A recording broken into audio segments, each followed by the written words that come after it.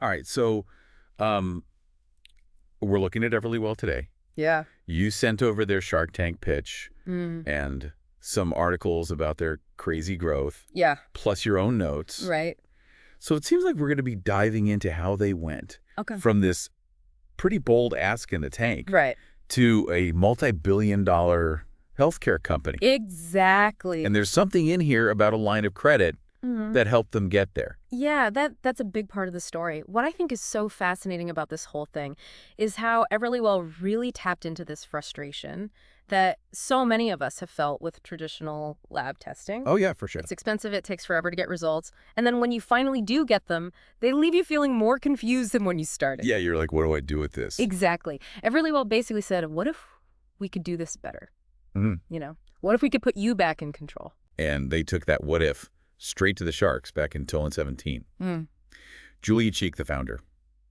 She walks into the tank and asks for $1 million Mm. for 5% equity.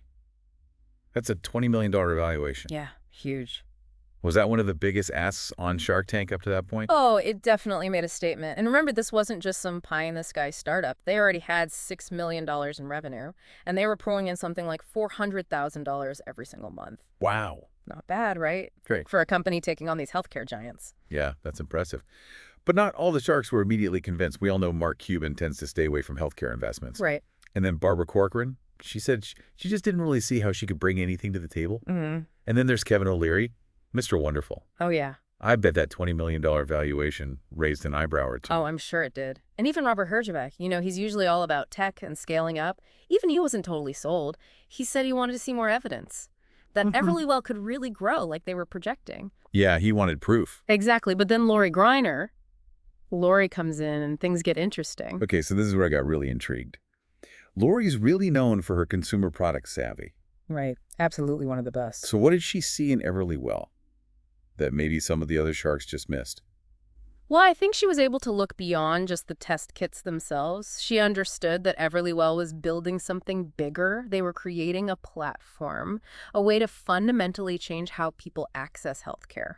Interesting. It was about making things convenient and affordable, and making those results easy to understand. It was a whole new approach. So that scalability that Robert was talking about, Lori must have seen that too. I mean, they weren't limited to just offering a few tests, were they? No, not at all. Their model could be expanded to include hundreds of different tests. We're talking everything from food sensitivities to hormone levels, men's and women's health, STDs, you name it. Wow. And don't forget that 75% of their customers were women. Lori knows that women are often the ones making healthcare decisions for their entire family. That's a great point. So Lori saw the market potential there. Yeah. But then she did something really interesting. She offered Julia something different than a straight equity investment, What? a line of credit. Exactly. $1 million at 8% interest for that same 5% stake in the company. Oh, I have to admit, I had to go back and brush up on how lines of credit work. yeah. It's not something everyone's familiar with. So how does that actually benefit both sides? Well, it's a pretty smart move, Yeah. especially for a company like Everlywell at that stage in their growth. You can kind of think of it like a pre-approved loan. Okay. They can tap into those funds as needed, and they only pay interest on what they actually end up using. I see. So it gives them flexibility and control over their cash flow. So it minimizes the risk for Lori, while at the same time giving Everlywell the fuel they need to grow. And I'm guessing, based on what you said earlier about that multi-billion-dollar valuation, it's safe to say that things really took off after that Shark Tank appearance. Took off? Might be putting it mildly, but that's story for part 2 of our deep dive. Oh, yeah, took off is definitely an understatement. You know that $6 million revenue figure we talked about, the one they had before going on Shark Tank? Yeah. Just a few years later, they hit $300 million. Whoa. That's not just growth. That's like a complete transformation. Okay, wow. So Lori's gamble paid off big time. But what did Everlywell actually do to get that kind of growth? I mean, their pitch mentioned expanding those test offerings, Right. but did they actually manage to pull that off? Oh, they went way beyond just adding a few more tests. By this point, they had over 30 different kits, covering everything from metabolism and thyroid function to food sensitivities and STDs. Wow, that's a lot. Yeah, and they were really smart about it. They didn't just throw a bunch of stuff out there and see what stuck. So how'd they decide which tests to offer? Were they looking at market trends or listening to customer feedback? Or was it something else entirely? I think it was a combination of all of that. They were paying attention to what people were searching for online, what kind of concerns people were expressing. They tapped into this desire that so many people have Yeah. for more personalized health information, more control over understanding their own bodies. Yeah, that makes sense. And then there was the pandemic, too. I remember hearing about Everlywell's at-home COVID-19 tests. Oh, yeah, absolutely. Did that play a role in their explosive growth? Oh, huge role. They were one of the first companies to get an FDA-authorized at-home COVID test on the market. Wow. And at a time when testing was limited and everyone was anxious, that was a total game changer. Okay. It really positioned them as a leader in that rapidly evolving world of at-home healthcare. So they rode that wave. But they didn't just stop there, did they? There was something about them evolving into Everly Health. Yes. What does that even mean? So in 2021, they took this major step forward and rebranded as Everly Health. Okay. It really signaled this shift from just being about tests to becoming this more comprehensive healthcare platform. Interesting. They started offering telehealth services, like virtual consultations with healthcare providers, personalized recommendations based on your results. So they're not just giving you the data, but they're helping you make sense of it. And connect with professionals if you need to. That's really smart. Yeah, it's all about meeting people where they are, both literally and figuratively. And remember that comment Julia made about integrating genomic products? Yeah. That partnership with Helix, it brings in a whole new level of personalized health insights based on your DNA. Hold on, back up a second. Genomic products. For someone who barely remembers high school biology, can you break that down a little? What does that even mean in this context? Sure. Essentially, it's about analyzing your genetic makeup to understand your health risks and predispositions, even how you might respond to certain medications. So it's all about personalized medicine. Exactly. Tailoring healthcare to your unique genetic blueprint. So it's like taking those test results and adding a whole other layer of insight. That's pretty cutting edge. No wonder they hit that multi-billion-dollar valuation. Speaking of which, what factors contributed to that valuation? Was it purely the revenue growth, or was there more to it?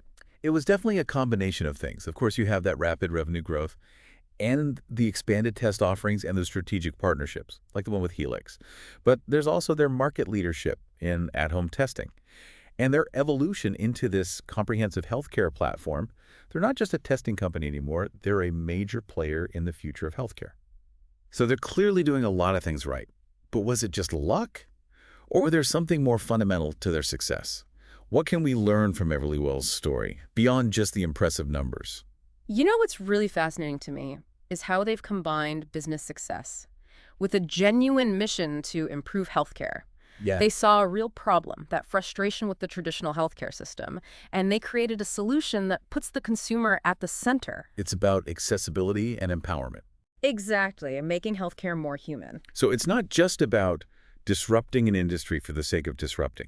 It's about doing it in a way that actually benefits people. Right. That's a pretty powerful lesson, Yeah. especially for anyone looking to make a real impact with their work. But you mentioned earlier that Everlywell's story isn't over. What could the future hold for them? That's where it gets really exciting. They've built this incredible foundation, and now they have the resources and the expertise to push boundaries even further. What if they expand into new areas of health and wellness? What if they partner with hospitals and insurance companies to integrate their platform into existing systems? Yeah, and think about the potential for personalized medicine. Based on those genomic insights they're starting to offer, could we see a future where your Everlywell results inform your entire healthcare journey, from preventative care to treatment plans? Absolutely. And with telehealth becoming more mainstream, Everlywell is in this perfect position to bridge the gap between the physical and digital world of healthcare. It's like they're taking the best aspects of both worlds Right. and creating something totally new. But what does this all mean for the average person? The person who might be thinking about using an at-home test or a telehealth service? What should we be thinking about as we navigate this evolving landscape of healthcare options? That's a fantastic question, and I think it's one we should explore further. But first, let's take a step back and think about the bigger implications of Everlywell's model.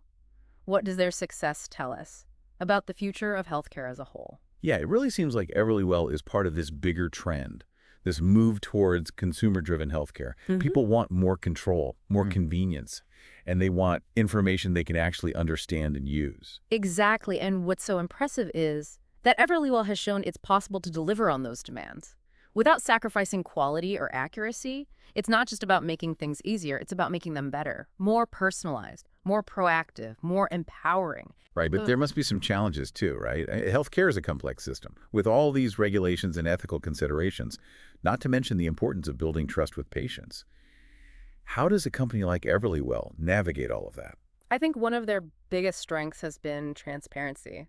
They've been upfront about their testing methods, about the limitations of at-home testing, and the importance of talking to your doctor if you need to. And they've also invested a lot in making sure that customer data is secure and private, which is obviously crucial these days. Yeah, that makes sense. People need to feel confident Yeah. that their information is being handled responsibly. But what about the potential downsides? Are there any risks with this shift towards at-home testing and telehealth? Well, there are always risks with any new technology. One concern is the potential for people to misinterpret their results. Just because you can order a test online doesn't mean you always understand what those results actually mean. Yeah, that's true. That's why Everlywell's focus on clear explanations and giving people access to healthcare professionals is so important. So it's about finding that balance between giving people access to information and making sure they have the support to use it correctly. What about the role of traditional healthcare providers in all of this? Are they being replaced by these online platforms? I don't think it's about replacement. I see it more as a collaboration or an integration. Everlywell's model actually complements traditional healthcare in a lot of ways. For example, their tests can help identify potential issues early on, which can lead to more timely and effective treatment. And telehealth can help doctors reach more patients, especially in rural or underserved areas. So it's like they're filling in the gaps Mm-hmm. and creating a more connected and holistic healthcare experience. That's really interesting. But there's also the question of cost. I mean, a lot of these tests and services aren't covered by insurance. Does that create a barrier for some people? That's definitely a valid concern, and it's something that needs to be addressed. As this model continues to evolve, one solution might be for insurance companies to start recognizing the value of at-home testing and telehealth and start covering them in their plans. Yeah, that would make a huge difference.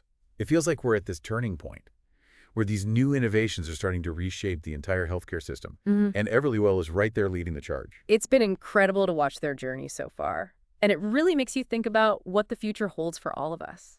Will we see a day where our annual checkups are done virtually, where managing chronic conditions is more personalized and proactive, where everyone has access to quality care, regardless of where they live or how much money they make? Those are some big questions, and I don't think anyone have all the answers yet.